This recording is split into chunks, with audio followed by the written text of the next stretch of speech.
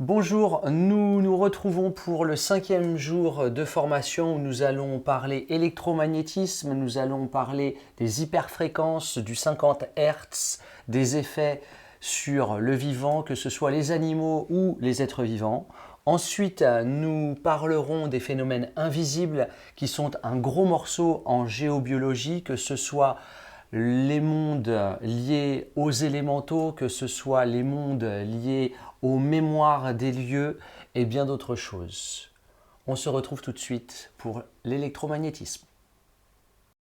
Alors quand on parle d'électromagnétisme, on ne voit pas forcément le lien avec les hyperfréquences, le Wi-Fi, le téléphone portable, les antennes relais ou même l'électricité, les champs électromagnétiques qu'il y a autour des pylônes à haute tension. Donc on va repartir à l'origine. Qu'est-ce que l'électromagnétisme? C'est une force qui fait partie des 4 forces principales de l'univers.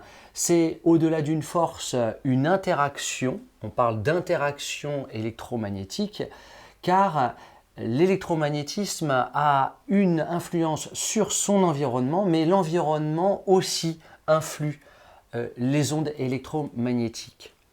L'onde électromagnétique, elle a été mesurée par nos astrophysiciens et nous avons pu observer qu'elle a la même intensité, la même puissance jusqu'à 8,5 milliards d'années-lumière. C'est là où on a pu au plus loin la mesurer. Et peut-être encore avec le nouveau télescope Webb, peut-être même que nous pourrions découvrir qu'elle est aussi intense et puissante dès le début de la création de l'univers.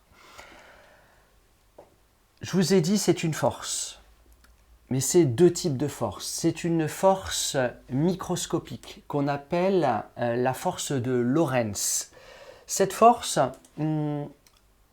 pour la comprendre, eh bien, on va prendre un exemple, c'est plutôt simple.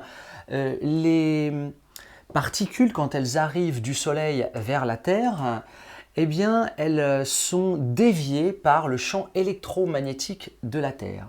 Donc une particule, quand elle rentre dans un champ électromagnétique, il s'exerce une force, la force de Lorentz, qui dévie cette particule. Grâce à ça, grâce à ce champ protecteur, eh bien, il y a la vie sur Terre.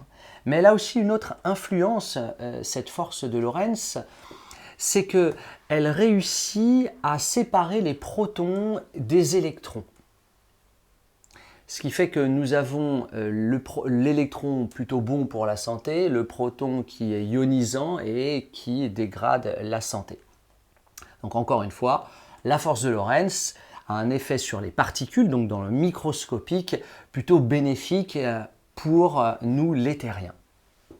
Maintenant, nous allons parler de la force macroscopique liée à l'électromagnétisme. On appelle celle-ci la force de Laplace, caricaturée par ces 3 doigts. La force de Laplace, on pourrait dire que c'est la somme de toutes les forces de Lorentz exercées sur chaque particule. La force de Laplace, c'est aussi ce qui permet à l'antenne de l'échelle de fonctionner. On en a parlé dans les vidéos précédentes. Il faut vous rappeler que le majeur, c'est la force magnétique, enfin pardon, pas la force, mais le champ magnétique, que l'index, c'est l'intensité, donc le champ électrique, et le pouce, c'est la force qui est exercée. Donc quand une particule entre dans un champ électrique et magnétique et électrique, eh bien une force se produit. Donc il y a mouvement. Mouvement de la particule, mouvement de l'antenne.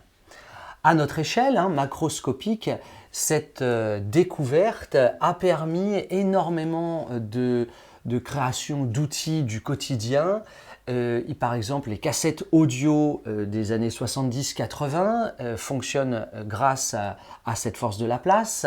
Il y a les électroaimants, il y a le disque dur, il y a les moteurs asynchrones qui fonctionnent en cage d'écureuil, il y a les plaques à induction, il y a les recharges bien sûr par induction, et tout ça nous facilite grandement la vie. Et vous voyez que la force de la place a une place dans notre société assez importante. Elle a aussi malheureusement quelque chose de très délétère. En fait, si on prend la force électromagnétique au niveau chimique et nucléaire, elle a moins d'impact sur notre santé, sur l'être humain.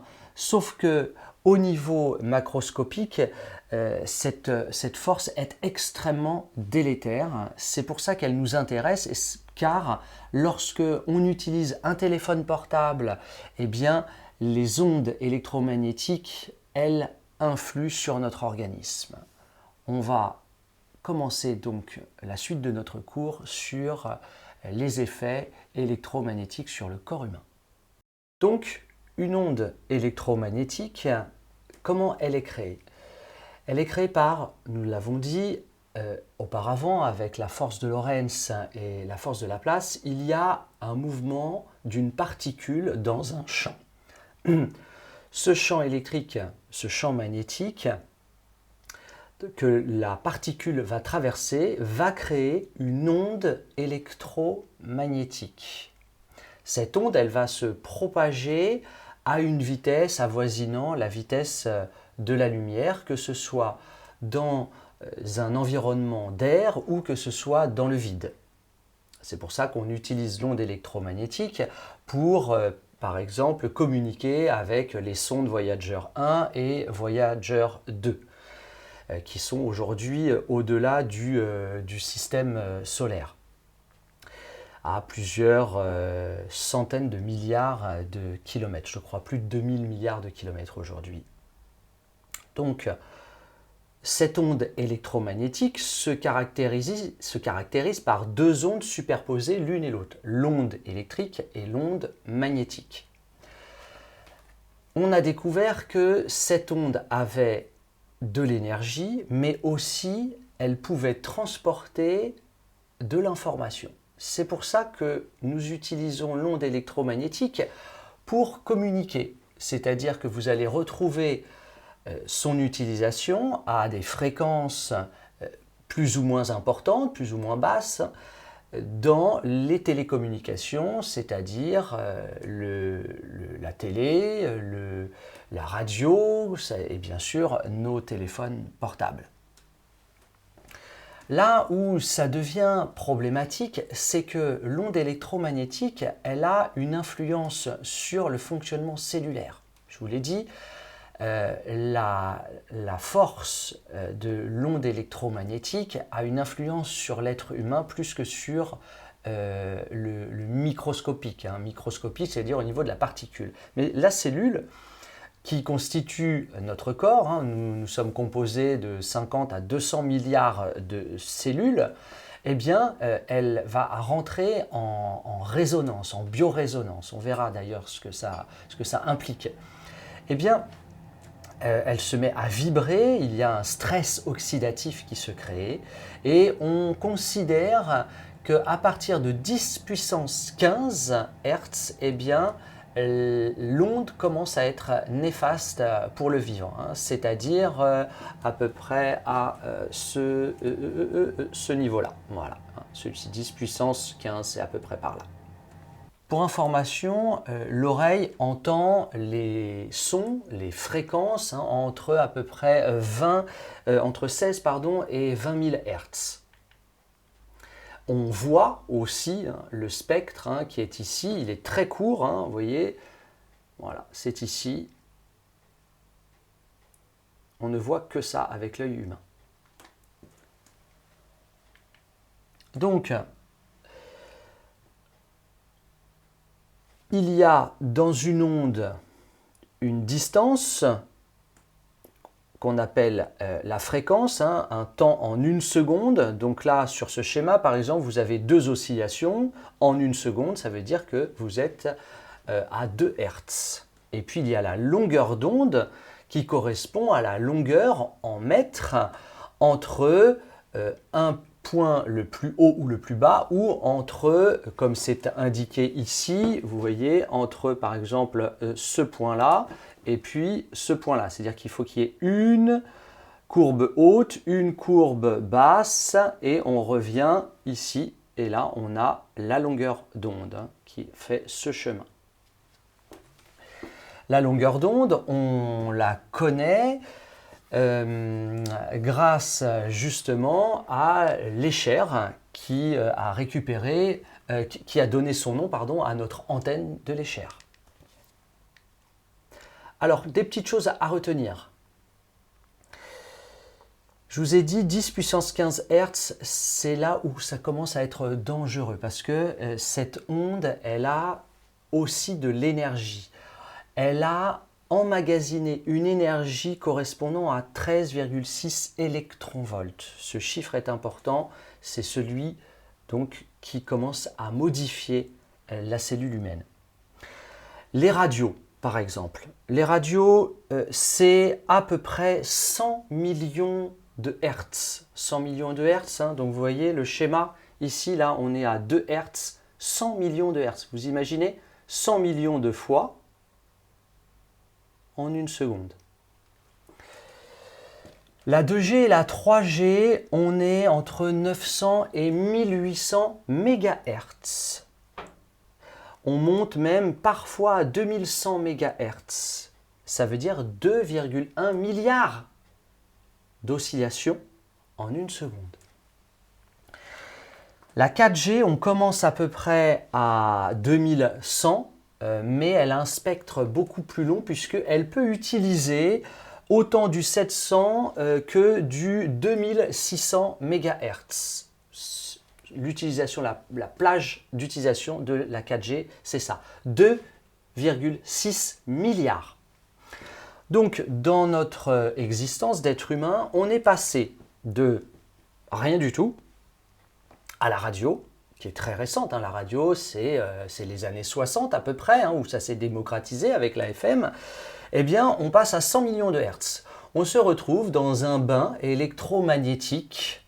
On est donc une grosse particule qui se promenant dans une onde électromagnétique et cela exerce bien, une force sur l'ensemble de notre corps. 100 millions, à peu près, tout va bien. On est donc, comme je vous l'ai dit, à 10 puissance 8. On n'a pas encore franchi les 10 puissance 15 qui commencent à être trop énergétiques, dangereux pour l'être humain. Donc en l'espace de 30 ans, 3 décennies, on a fait un facteur 30 entre l'apparition de la radio et le développement de la 4G. On est monté progressivement. Par contre, de la 4G à la 5G, en l'espace de seulement 2 ans, on a fait un facteur 10 en 2 ans. Et attention, bientôt arrive la 6G, où là, on arrive, tenez-vous, à 100 GHz. 100 milliards de Hertz. 100 milliards d'oscillations en une seconde. C'est en effet ce qu'il faudrait, a priori, pour développer la réalité virtuelle, c'est-à-dire ce fameux métavers dont parle Facebook aujourd'hui. Dans combien de temps on va avoir l'utilisation de la 6G, ce n'est pas encore prévu. En tout cas, notre corps a forcément... il existe des conséquences forcément sur le corps avec une aussi grande influence sur l'environnement. On va voir justement ces conséquences qui sont d'ailleurs contredites par beaucoup d'expertises scientifiques, dites scientifiques. Vous ferez votre propre opinion sur ce sujet. Donc rappelez-vous, une augmentation x2 en l'espace de 2 ans, de x10 pardon, en l'espace de 2 ans entre la 4G et la 5G. La conclusion, ce qu'il faut retenir de plus important sur l'électromagnétisme, c'est que même si L'onde électromagnétique n'est pas ionisante, hein, comme le nucléaire, comme le rayonnement gamma. Elle a un effet assez délétère sur la cellule, c'est qu'elle va faire vibrer la cellule. Hein. Imaginez quand même un son constant, comme ça, un bruit de fond constant, 100 milliards tout le temps, que nos cellules perçoivent. Hein, cette vibration, elle pénètre la peau, elle pénètre l'épiderme, le derme et rencontre nos cellules. Pardon.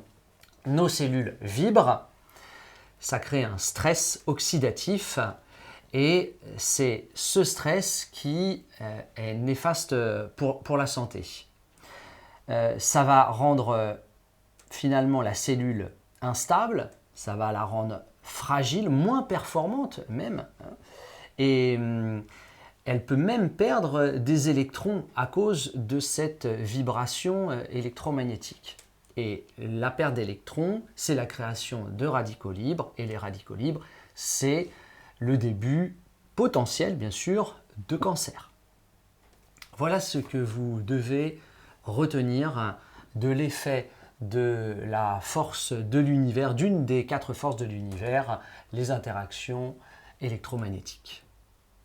On va parler dans la prochaine vidéo d'un autre sujet qui est la résonance mécanique. J'espère que cette vidéo vous a plu. Vous découvrez la géobiologie à travers ces 6 jours que je vous présente gratuitement. Mais la géobiologie, c'est surtout de la pratique et ça me ferait énormément plaisir de vous rencontrer, de pratiquer ensemble pendant 6 jours en immersion. Vous allez, en vous inscrivant à cette formation, découvrir le lien avec l'énergie invisible, mais nous irons encore plus loin avec des intervenants qui vont vous permettre de sentir les chakras dans le corps, avec des intervenants qui vont vous permettre de sentir le diaphragme, la présence, qui vont vous permettre de communiquer avec les arbres, d'entendre des réponses concrètes avec la nature. Bref, une immersion dans le monde de la géobiologie et dans la médiumnité qui est la géobiologie de l'ère du Verseau. La géobiologie du Verseau, c'est la totalité des types de géobiologie à laquelle vous allez rentrer en contact.